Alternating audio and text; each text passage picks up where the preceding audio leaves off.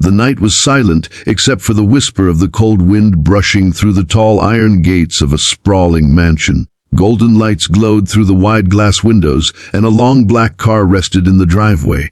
Inside that mansion lived Mr. Richard Hayes, a man known across the city as one of the wealthiest entrepreneurs.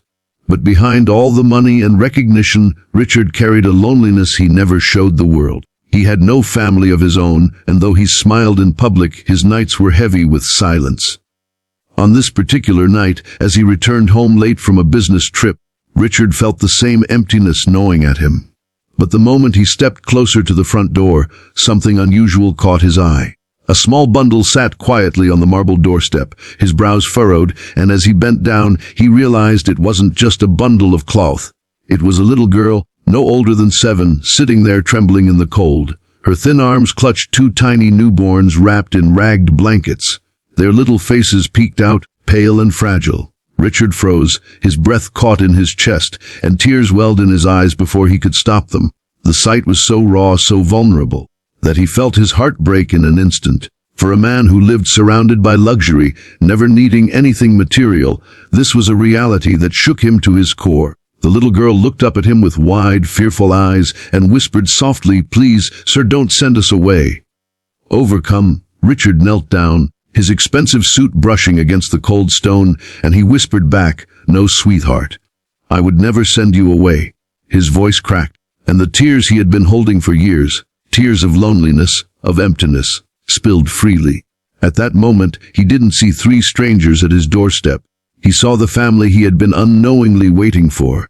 Richard quickly carried the babies inside and with gentle words guided the little girl into the warmth of his home. She was hesitant, her bare feet leaving faint marks on the marble floor, but the soft glow of the living room and the kindness in Richard's eyes eased her fears little by little. He made warm milk for her and called a doctor immediately to check on the newborns.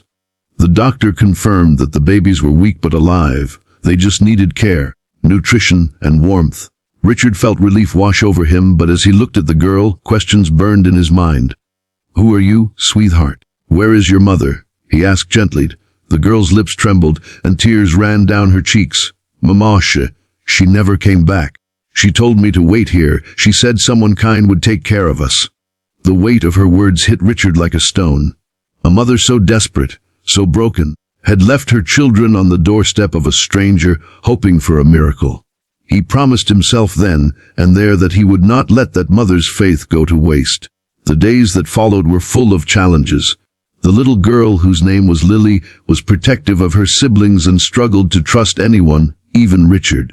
She often woke in the middle of the night, crying quietly so as not to disturb the babies.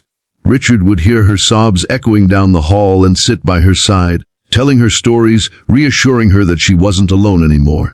Slowly, Lily began to see in him the father figure she had never known. But life wasn't simple.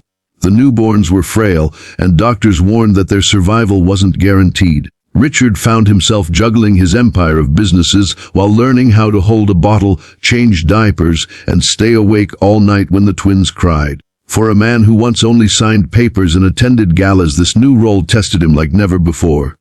Yet in every challenge, he found a piece of himself he didn't know existed. The boardrooms no longer defined his worth.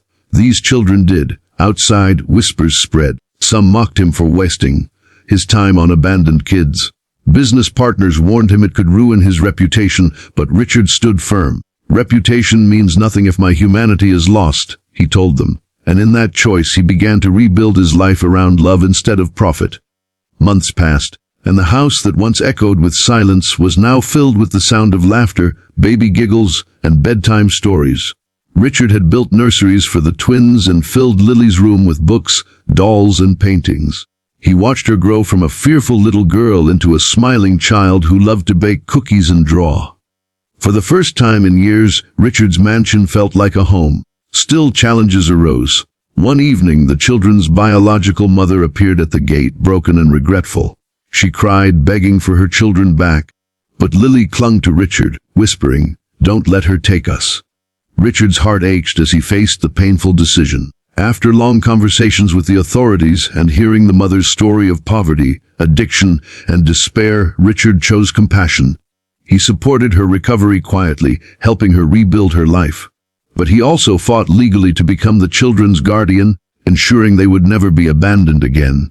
Years went by and Richard was no longer just a millionaire in the eyes of the world.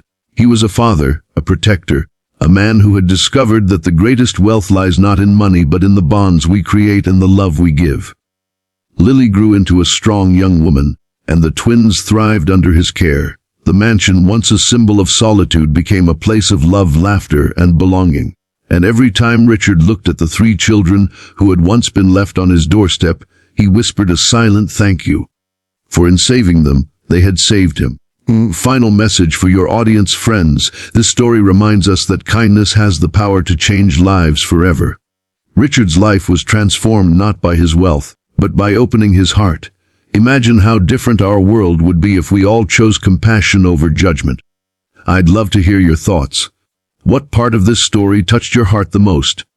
Please share your feelings in the comments below. And if you believe in spreading love, hope, and kindness, don't forget to like this video, share it with your friends, and subscribe to Be Kind Always for more powerful stories that inspire.